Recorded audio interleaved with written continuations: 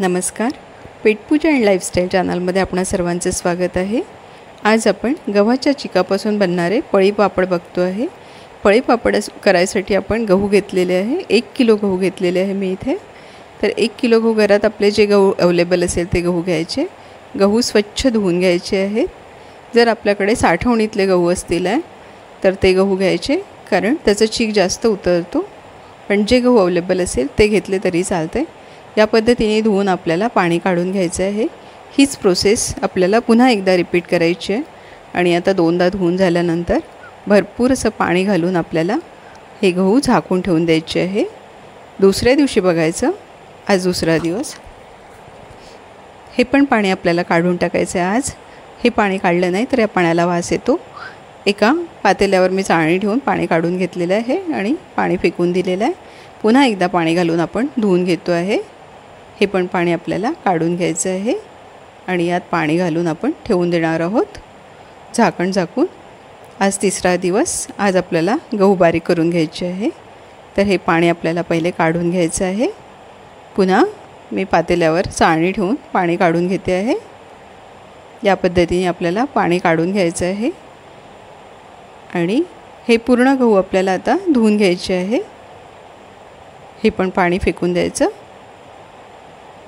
हे यावर असं भरपूर पाणी घालून आपल्याला गहू धुवून घ्यायचे आहे, किंवा सरळ नळाखाली पकडायचं।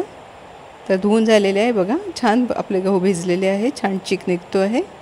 तर आता हे पूर्ण निथळल्यानंतर पाणी, हे गहू आपल्याला मिक्सरवर बारीक करून घ्यायचे आहे। पॉटमध्ये मी थोडे थोडे गहू काढून घेते आहे। थोडे गहू काढून त्यात पाणी घालून आपल्याला बारीक वाटून मिक्सरवर बारीक करून घ्यायचे आहे।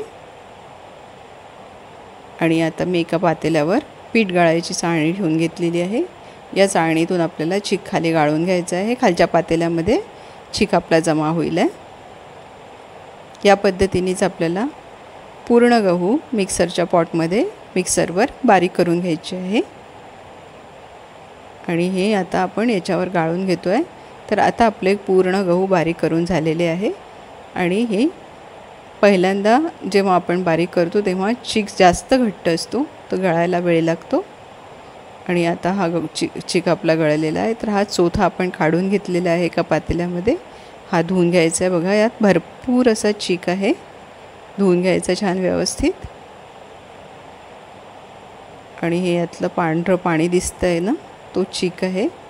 हा कोंडा आपल्याला पिळून काढून घ्यायचा आहे।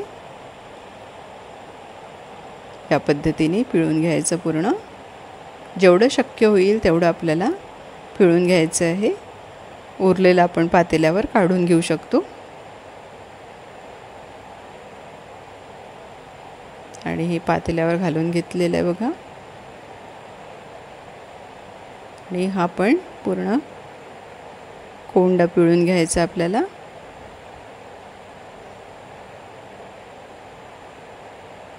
यातला मॅक्झिमम चीक आता आपल्याला निघून गेलेला आहे, पातेल्यामध्ये जमा झालेला आहे। हा कोंडा आपण पुन्हा एकदा धुवून घेणार आहोत। धुवून घ्यायचं आणि हे असं पिळून घ्यायचं आहे।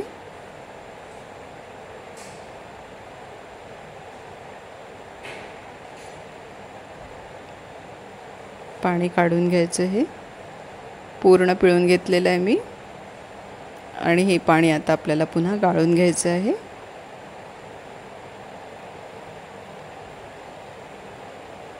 आता आपल्याला पुन्हा कोंडा धुवायची गरज नाही आहे। हा कोंडा आता आपण गाईला देऊ शकतो।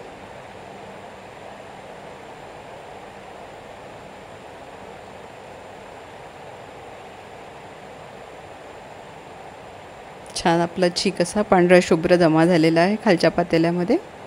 हा आता आपण वस्त्रगाळ करून घेणार आहोत। वस्त्रगाळ करायसाठी आपण एका पातेल्याला पातळ असं कॉटनचं कापड बांधून घ्यायचं। मी इथे ओढणी बांधलेली आहे आणि अशी छान गाठ बांधून घ्यायची, जेणेकरून ते व्यवस्थित आतमध्ये पडेल, म्हणून खोल करून घेतलेलं आहे। आणि गाळून घ्यायचं। थोडंसं घट्ट असल्यामुळे गळायला थोडा वेळ लागतो।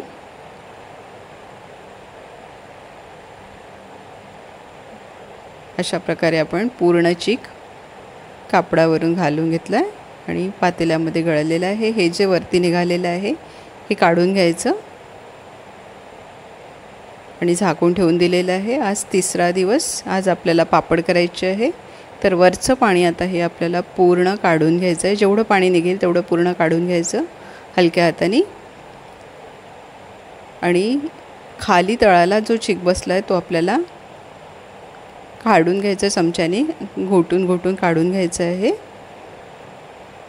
आणि हा मी काढून घेतला आहे, माझा तो व्हिडिओ थोडासा स्किप झाला आणि यात मी अर्धा लिटर साधं पाणी घालून घेतलेलं आहे, त्यामुळे याची क्वांटिटी आपल्याला जास्त दिसते। पण आपल्याला फक्त या बाउलने अर्धा बाउल चिक घ्यायचा आहे यातला, मी बाकीचा ठेवून देणार आहे फ्रीजमध्ये। 1.5 बाउल पाणी घातलेलं आहे मी कढईमध्ये। जिरं घातलेलं 1 चम्मच, मीठ घातलेला 1 चम्मच, तुम्ही तुमच्या चवीनुसार कमी जास्त करू शकता। तीळ घातलेले आहे 1 चम्मच। एवढंच पाणी मी 1.5 बाउल पाणी दुसरीकडे पुन्हा गरम करायला ठेवलेलं आहे। पाण्याला उकळी आली की आपल्याला चीक घालून घ्यायचं आहे। सगळ्या गव्हाला सारखंच पाणी लागत नाही, हे बघा लगेचच घट्ट आलेलं आहे, म्हणजे आपल्याला पुन्हा पाणी घालावं लागणार आहे। कंटिन्यू आपल्याला चमच्याने ढवळत राहायचं, थांबायचं नाही। पुन्हा मी गरम केलेलं पाणी घालून घेतलेलं आहे, 1 बाउल भरून पाणी घातलेलं आहे आणि कंटिन्यू ढवळत राहायचं जेणेकरून गाठ जमू द्यायची नाही आपल्याला। हे बघा पुन्हा अर्धा बाउल पाणी घातलेलं आहे। जेवढं पाणी मी गरम केलं तेवढं पूर्ण पाणी मी घालून घेतलेलं आहे। मला इथे 3 बाउल पाणी लागलेलं आहे, म्हणजे जेवढं आपण चीक घेतलं त्याच्या 6 पट पाणी लागलेलं आहे। अर्धा बाउल आपण चीक घेतलेला होता आणि 3 बाउल आपल्याला पाणी लागलेलं आहे। तर पाण्याचं प्रमाण हे प्रत्येक गव्हाला कमी जास्त लागू शकते। थोडं पाणी पुन्हा घातलेलं आहे, त्यामुळे गरम पाणी आपल्या हाताशी असू द्यायचं केव्हाही पापड करताना, कोणतेही पापड करायचे असले तरी। तर हे आपण या पद्धतीने एवढं घट्ट आपल्याला ठेवायचं आहे। आणि आता आपण याच्यात मागावून पाणी घातल्यामुळे थोडं मीठ पुन्हा घालतो आहे। अर्धा चम्मच मीठ घातलं आहे मी, तुम्ही तुमच्या चवीनुसार ॲडजस्ट करून घ्यायचं। आणि आता बघा उकळी फुटलेली आहे। 5 मिनिट छान आपल्याला गदगद शिजवून घ्यायचं आहे। उकळी फुटल्यावर 5 मिनिट या पद्धतीने शिजवून घ्यायचं आहे। हे शिजतपर्यंत आपण टेरेसवर कापड एक ओलं करून घेतलेलं आहे मी आणि ओढणीचं कापड घेतलेलं आहे आणि डबल करून ते वाळत घातलेलं आहे, त्याला खाली जमिनीवर अंथरून घेतलेलं आहे टेरेसवर आणि त्याला 4 बाजूने वेट ठेवून घेतलेलं आहे आणि छान असे छोटे छोटे पापड आपल्याला टाकून घ्यायचे आहे। 4 बाजूला वेट ठेवणं जरुरी आहे, नाहीतर ते हवा आली तर हवेमुळे कापड उडून पुन्हा पापडावर येईल आणि आपले पापड खराब होतील। या पद्धतीने आपल्याला जो साईज पाहिजे त्या साईजचे पापड टाकून घ्यायचे। मी इथे छोटे छोटे पापड टाकून घेतलेले आहे। या पद्धतीने पूर्ण पापड आपल्याला टाकून घ्यायचे आहे। जर आपल्याला ओढणी डबल करायची नसेल, क्वांटिटी जास्त असेल तर दुसरं काहीतरी त्याच्या खाली अंतरायचं आणि पापड आपले 2 दिवस आपण सुकवले आहे, म्हणजे 1 दिवस पूर्ण, दुसऱ्या दिवशी सकाळी मी पापड काढते आहे। तर यावर पाण्याचे छिटे मारून घ्यायचे आपल्याला। या पद्धतीने पाण्याचे छिटे मारून घ्यायचे आणि पूर्ण कापड भिजवून घ्यायचं आहे छान। थोडा वेळ त्याला रेस्ट द्यायचा, 5 मिनिट राहू द्यायचं तसंच आणि पापड काढायला घ्यायचे। हे बघा छान असे पापड निघतात आहे। थोडंसं आपण जिरं घातल्यामुळे त्याला कलर हलका असा पेल येलो आलेला आहे, पण जिऱ्यामुळे त्याची टेस्ट खूप छान येते, त्यामुळे आपण जिरं घालत असतो। छान असे आपले पापड निघतात आहे बघा। या पद्धतीने आपल्याला पूर्ण पापड काढून घ्यायचे आहे आणि मी इथे थाळीमध्ये ठेवून घेते आहे। थाळीमध्ये जर ठेवले पापड तर ते एकमेकांना चिकटून पडतील आहे, तर थाळीमध्ये ठेवायचे नाही। मी इथे हे थाळीमध्ये काढून वरती टेरेसवर कापडावर नेऊन वाळत घालणार आहे। तुमच्याकडे जर मोठी परडी असेल तर तुम्ही परडीवर वाळत घालू शकता। पूर्ण पापड मी या पद्धतीने काढून घेते आणि मग सुकायला ठेवते आहे थाळीमध्ये। छान असे आपले पापड निघतात आहे। हे बघा, हे असं जर एकावर एक आपण ठेवलं तर ते चिकटून पडतील. तात्पुरते मी हे थाळीमध्ये ठेवते आहे.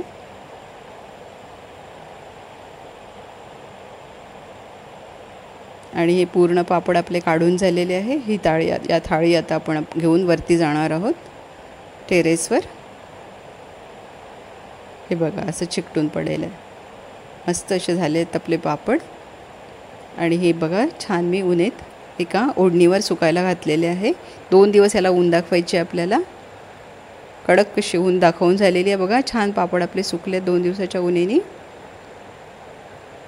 आणि हे आता वर्षभर आपण ठेवू शकतो.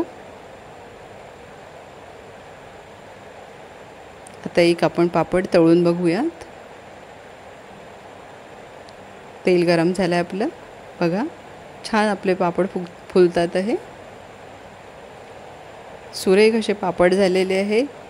व्यवस्थित फुलतात आहे जेवढे फुलायला पाहिजे. तुम्हाला जर माझी पापड करायची पद्धत आवडली असेल तर तुम्ही नक्की ट्राय करू शकता.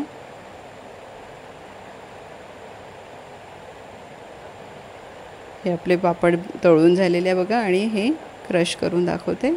छान फुटतात आहे. तुम्ही आमरसासोबत हे पापड करू शकता किंवा असे पोरांना सुटरपुटर खायसाठी तुम्ही तळून देऊ शकता. व्हिडिओ आवडला असेल तर व्हिडिओला लाईक करा, शेअर करा. चॅनलवर नवीन असाल तर सबस्क्राईब करा. सोबतचं बेल आयकॉन प्रेस करा. थँक्यू.